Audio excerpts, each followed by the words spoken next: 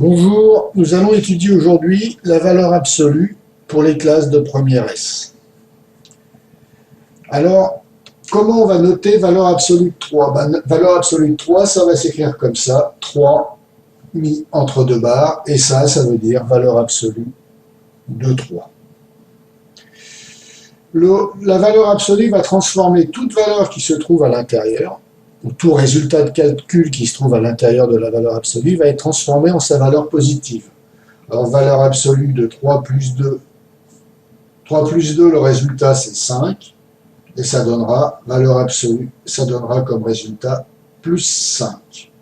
Valeur absolue de moins 3 moins 2, c'est valeur absolue de moins 5.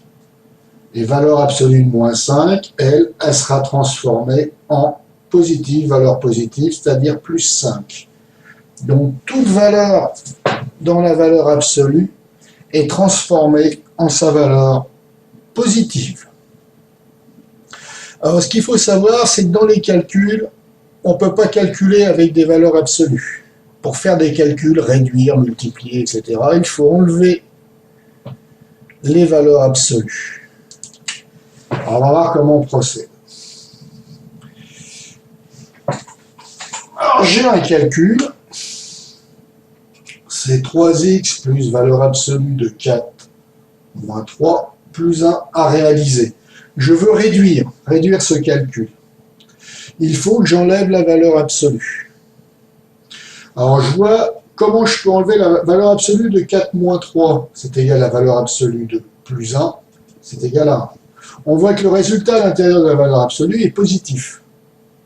Donc, la valeur absolue n'a aucun effet. Je peux remplacer valeur absolue de 4 moins 3 par 4 moins 3. J'obtiendrai aussi le même résultat que la valeur absolue, c'est-à-dire 1.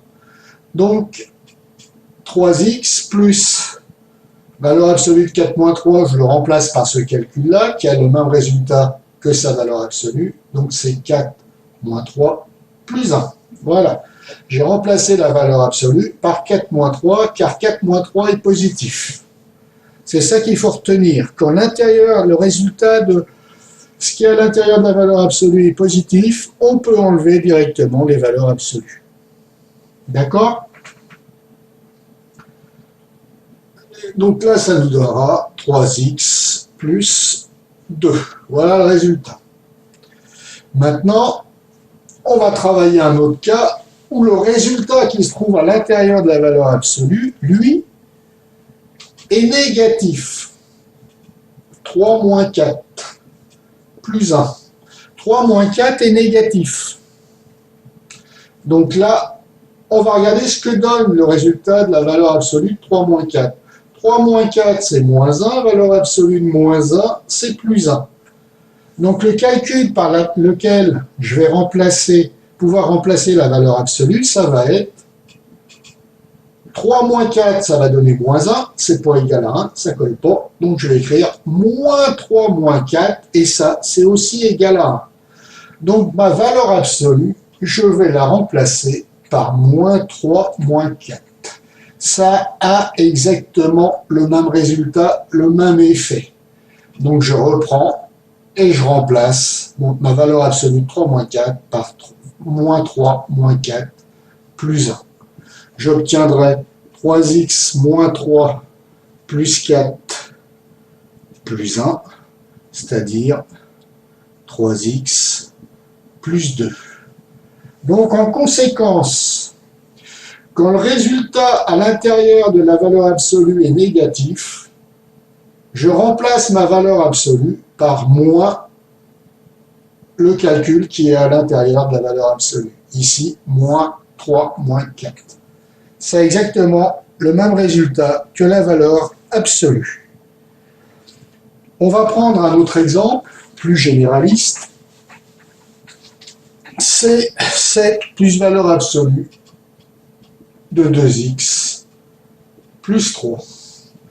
Pour les mêmes raisons, là on voit que x est variable, il peut prendre n'importe quelle valeur. Donc 2x plus 3, ça peut être aussi bien négatif que positif. Et on sait qu'on doit remplacer la valeur absolue pour pouvoir réduire le calcul par quelque chose qui lui est équivalent. Donc on a deux cas envisagés. Si 2x plus 3 est positif, à ce moment-là, la valeur absolue, je peux l'enlever. Et je la remplace par 2x plus 3. 2x plus 3 égale 2x plus 3. Et je peux réaliser mon calcul qui est 7 plus 2x plus 3, ce qui me donne 2x plus 10. Par contre, si 2x plus 3 est négatif, à ce moment-là, je remplace valeur absolue de 2x plus 3 par quelque chose qui aura le même résultat que valeur absolue de 2x plus 3, qui va s'écrire moins 2x plus 3. Et donc, mon 7 plus valeur absolue de 2x plus 3 va devenir 7 moins 2x plus 3, ce qui me donne 7 moins 2x moins 3, ce qui donne moins 2x plus 4. Voilà. Regardez bien. Si vous avez bien tout mémorisé ça, vous avez tout compris sur les valeurs absolues. Donc quand j'ai l'intérieur de la valeur absolue qui est positive, je peux enlever les valeurs absolues. Et quand l'intérieur de la valeur absolue est négatif, je mets un moins devant l'intérieur et j'enlève les valeurs absolues. Je mets un moins devant ce qui était à l'intérieur de la valeur absolue et j'enlève la valeur absolue. Ça devient ça. La valeur absolue devient moins 2x plus 3. Alors maintenant, nous allons voir les propriétés de la valeur absolue.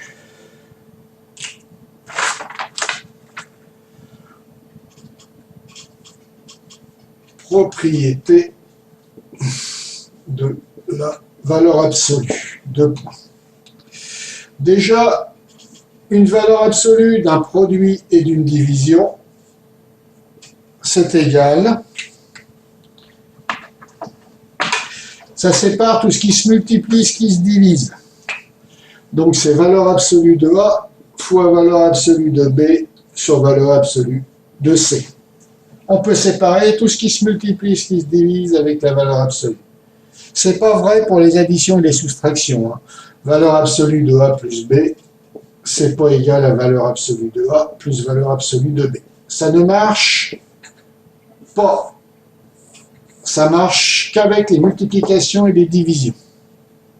Très important. Valeur absolue. Alors, racine carrée de x au carré, c'est égal à valeur absolue de x. C'est-à-dire que le résultat d'une racine, c'est toujours positif.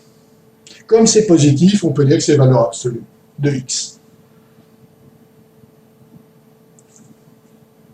D'autre part, valeur absolue de x, ça peut être la valeur absolue, on peut changer, enlever la valeur absolue, suivant deux cas. X est positif, d'accord? Ça me donnera à ce moment-là, comme x est positif, valeur absolue de x égale x, et on envisagera l'autre cas où x est négatif. À ce moment-là, valeur absolue de x, pour donner le même résultat que valeur absolue de x, on fera moins la valeur de x. D'accord? Ça, comme x est négatif, moins, ça fera plus. Et la valeur absolue de x, ça donne plus x. Et là, ça donnera aussi plus x.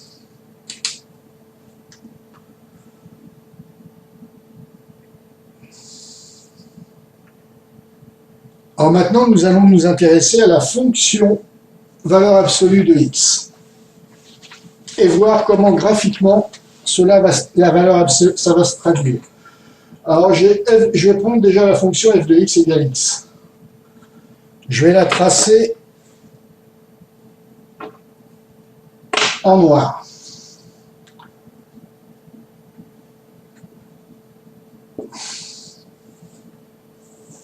F de x égale x, la voilà. Ça, c'est la fonction courbe de f, d'accord, et deux points f de x égale x. Et la fonction valeur absolue, elle va avoir une particularité. Bah, si x est positif, toutes ces parties-là, là, f de x est positif. Donc, elle va coller, ça va être identique à f de x égale x. Ça, c'est la courbe de f' de x qui est égale à valeur absolue de x. Par contre, toutes les valeurs négatives vont être transformées en valeurs positives. Voilà ce que c'est que la courbe f' de x égale valeur absolue de x. Toutes les parties négatives deviennent positives, sont symétriques par rapport à l'axe OX. D'accord? Ça, c'est f' de x égale valeur absolue de x, et là, c'est f de x égale x, la noire. Maintenant, on va s'intéresser, pareil, au devenir d'une fonction polynôme quand elle est transformée par la valeur absolue. D'abord, nous allons étudier f de x égale x au carré plus 2x moins 8.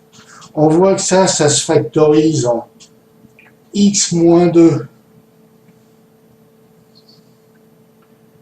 x moins 2, x plus 4. Il y a deux racines, moins 2 et, 2 et moins 4. Alors, sa représentation graphique sera la suivante. En moins 4 et en 2, qui sont... Alors là, j'ai x1 égale moins 4, x2 égale 2. Voilà sa représentation. D'accord, ça c'est la courbe de f du polynôme x au carré moins 2x plus 8.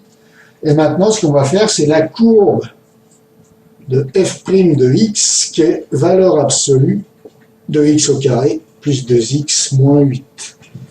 Même principe, là, ici, les valeurs positives restent positives. Et qu'est-ce qui se passe? Tout ce qui est négatif va devenir positif. C'est la symétrie par rapport à l'axe des x. Voilà ce que c'est que la représentation f' de x qui est égal à valeur absolue de x au carré plus 2x plus 8.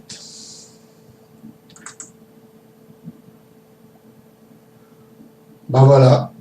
Donc là, vous avez fait l'étude complète des effets de la valeur absolue.